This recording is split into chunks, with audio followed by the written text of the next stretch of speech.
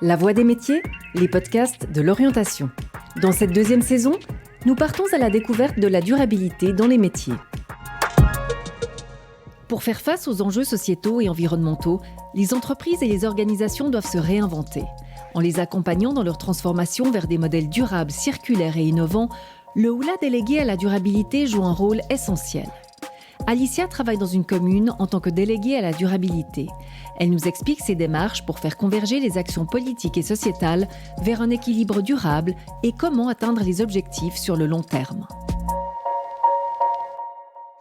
Hello Thierry, je suis en train de travailler sur la convention sur la vélostation. Est-ce que par hasard tu aurais reçu des nouvelles du prestataire ? J'ai reçu un mail ce matin, j'envoie dans 5 minutes. Ça va pour toi ? Super, nickel, merci beaucoup, à tout à l'heure. Alors, je m'appelle Alicia, je suis déléguée à la durabilité pour une commune vaudoise de taille moyenne depuis environ 3 ans. Je n'avais pas la maturité pour aller à l'université, donc j'ai fait une formation complémentaire d'1 an qui permettait d'accéder à l'université en choisissant dans quelle faculté on voulait aller. Et j'ai d'abord commencé mon cursus universitaire par un bachelor en sciences sociales. Et puis, j'ai fait un master en durabilité à l'Université de Lausanne. Je ne sais pas exactement à quel moment j'ai commencé à me poser des questions sur l'environnement, la durabilité, car ce n'était pas mon cursus de base. Et je ne voyais pas trop exactement où ça me menait, quel métier je pouvais faire avec ça, et quel métier j'avais vraiment envie de faire ou pas. Et donc, j'ai pris une année sabbatique entre mon bachelor et mon master pour réfléchir à ce que je voulais faire. Et c'est plus ou moins à cette époque-là que je me suis dit que je voulais plutôt me diriger vers plus de sujets sur l'environnement. Et donc aussi durant mon année sabbatique, j'ai fait un stage dans une association en lien avec la durabilité, ce qui m'a permis d'avoir un pied dedans. Et ensuite, ça a confirmé mon intérêt pour cette voie-là. Et je me suis donc inscrite au master de durabilité et que j'ai pu conclure.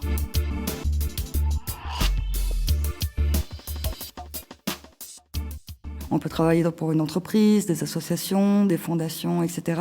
En fait, c'est assez large. Et comme le sujet de la durabilité et également le master en durabilité se veut très transversal, ça dépend aussi beaucoup de ce que les étudiants ont fait avant dans leur cursus ou par leurs activités annexes, associatives ou autres, durant leur cursus universitaire ou après. Donc moi, j'avais envie de travailler dans une commune, de par d'autres expériences bénévoles que j'avais fait là où j'ai eu habité et où ça m'a plu. Mais il y a d'autres personnes qui préfèrent travailler dans des entreprises.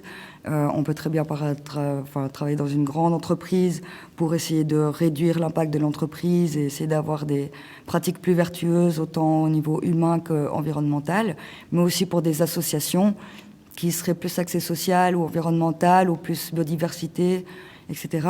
Donc la formation, le master se veut assez généraliste et nos expériences à côté nous apprennent un peu plus qu'est-ce que c'est de travailler dans un contexte associatif ou professionnel, ou en tout cas de manière plus concrète par rapport à ces sujets abordés de manière plutôt théorique dans le master. Et l'expérience à côté fait qu'on arrive à concrétiser des projets. Et je pense que c'est vraiment la conjonction des deux qui fait qu'on devient employable. On rentre dans l'autre bâtiment. On voit aussi qu'on a des vélos électriques qu'on peut utiliser pour les employés pour se déplacer sur le territoire communal, pour éviter d'utiliser une voiture. Il y a beaucoup de gens qui ne voient pas exactement ce que ça veut dire la durabilité ou le développement durable. En fait, ça touche un peu à tous les aspects de la vie ou à plein de thématiques différentes. Ça peut évoquer l'agriculture, l'alimentation, la gestion des déchets ou éviter d'en produire, l'énergie, la mobilité, la biodiversité. Donc ça touche à beaucoup de choses. En fait, ça questionne l'impact qu'ont nos activités humaines sur notre environnement et essayer de réduire cet impact tant en termes économiques, sociaux qu'environnementaux. Donc, moi je travaille dans une commune, donc ça dépend aussi des collègues qui sont déjà là et quelles sont leurs fonctions. Moi, j'ai commencé par un stage énergie et développement durable et mon responsable de stage était le délégué à l'énergie. Dans une autre commune, le délégué à la durabilité peut être amené à s'occuper des questions énergétiques, ce qui n'était pas mon cas, vu que j'avais déjà un collègue dans le même service que moi qui s'occupait de ça. Dans un autre service, il y a un spécialiste de la biodiversité, donc ce n'est pas forcément... j'ai pas forcément besoin de m'intéresser à ces questions-là, ou en complémentarité avec mon collègue. Alors, moi, j'essaie de ramener un peu plus de questionner les questions d'agriculture, d'alimentation, de sensibilisation, Et je m'occupe aussi de la mobilité, surtout la mobilité douce. Donc, améliorer les conditions pour la conduite cycliste au travers d'infrastructures, d'aménagements cyclables et de sensibilisation pour la population avec des ateliers de réparation vélo, par exemple. Et pour l'agriculture, réhabiliter un peu les marchés. Par rapport aussi à tout ce qui est la consommation, donc organiser des répars-cafés pour favoriser la réparation plutôt que jeter les objets. Donc voilà, c'est essayer d'amener ce genre de sensibilité chez les gens et leur donner les moyens de le faire et ne pas être dans une durabilité moralisante, mais plutôt d'essayer de proposer des solutions aux gens pour rendre possible ce changement de comportement.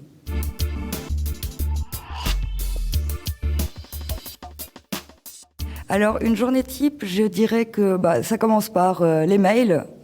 Ça reste un métier, un travail de bureau. Donc, les mails, les téléphones qu'on peut avoir et répondre à la population, à des prestataires externes, à d'autres communes qui voudraient avoir des retours d'expérience. Maintenir les contacts au jour le jour.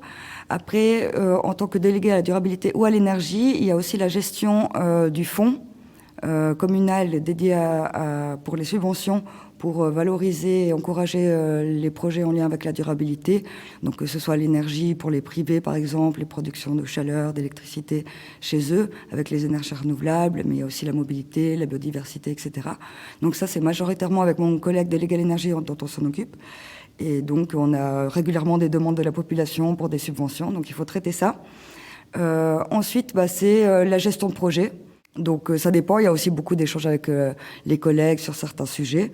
Alors on peut avoir des séances soit entre collègues, soit avec des prestataires externes qu'on aimerait mandater pour réaliser des projets sur la commune, ou avec des habitants. Moi personnellement ça m'arrive assez peu, mais ça m'est déjà arrivé d'être sollicité par des habitants pour parler d'un projet, etc. Donc c'est souvent pour avancer sur des projets et pour savoir comment on avance, ou sur des retours d'études faites par un mandataire qui nous fait un retour, du coup on fait un retour à l'interne. Voilà, c'est vraiment pour discuter et avancer sur les projets de manière concrète. Et on peut voir aussi des éléments de communication, des flyers qu'on fait pour nos différentes animations, que ce soit culturelle, animation ou durabilité, avec un agenda et puis aussi un journal communal pour qu'on puisse communiquer avec la population. Les qualités qu'il faudrait avoir pour faire cette profession, c'est pas forcément facile comme question. Je pense que, dans mon cas, il faut avoir une capacité d'adaptation par rapport aux sujets sur lesquels on est amené à travailler. C'est quand même un sujet, la durabilité, assez transversale. Donc il faut pouvoir s'adapter à son interlocuteur, s'adapter à divers sujets qu'on maîtrise pas forcément. On est plutôt des généralistes, mais on doit pouvoir s'adapter à n'importe quel sujet et pouvoir l'amener à se concrétiser.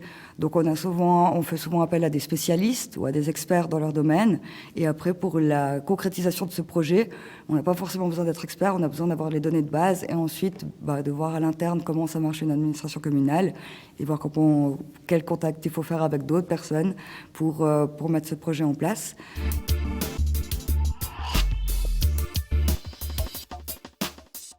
Ce qui me fait lever le matin, c'est de me dire que, à mon échelle, je fais ce que je peux avec les moyens qu'on me donne et c'est ça qui m'aide à avancer. En étant là et en faisant ce travail, je me dis que j'ai un impact. C'est clair qu'il n'est pas immense, c'est sur la population de la commune. Donc, mais c'est ce que je me suis dit à la base en voulant travailler dans une commune, que c'est ce que je voulais faire, plutôt travailler sur un aspect local, mais en abordant plusieurs sujets différents. J'ai pas mal d'autonomie, ce que j'apprécie beaucoup. Et il y a quand même pas mal d'initiatives qui émanent du conseil communal par rapport à ces questions-là. Donc on voit aussi qu'il y a une prise de conscience de nos impacts et que ça a envie d'être amené, d'être questionné et d'être solutionné. Alors, des inconvénients, il y en a toujours. Pour ma part, je pense que je suis assez bien lotie. Et je pense que si une commune, la couleur politique d'une commune fait qu'ils n'ont pas forcément envie de s'intéresser à ces questions-là, ils n'engageraient pas de personnes comme moi pour le faire. Donc a priori, si une commune a décidé d'engager un ou une déléguée à la durabilité ou à l'énergie ou à ces questions-là, c'est qu'il y a une volonté politique derrière d'avancer sur ces sujets-là. Donc c'est déjà une bonne nouvelle. On arrive au dernier étage du bâtiment. Donc il y a le secrétariat du service dans lequel je travaille. avec des documents, des dossiers. J'ai par exemple toutes les demandes de la population concernant les vélos. Vélo électrique, vélo mécanique, remorque pour vélo, batterie. Voilà. Pour l'avenir de ce job, c'est difficile à dire parce que ça dépendra beaucoup de la prise de conscience de la société et de l'avancée des données scientifiques sur l'état de l'environnement en général et de tous les aspects sociaux et économiques également.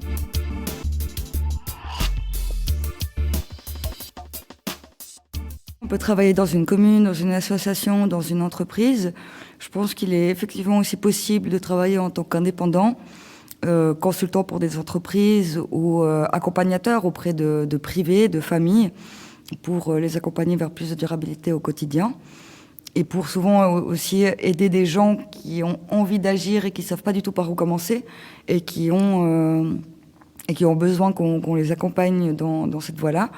Donc je pense c'est une profession qui est autant transversale dans ses sujets que dans ses formes, peut-être, et que là, il y a encore des choses à créer. Mais je pense que tous les statuts ou toutes les formes peuvent, en quelque sorte, être envisagées. Et ça dépend aussi beaucoup de l'écho qu'on peut recevoir dans la société ou dans le réseau professionnel dans lequel on peut évoluer.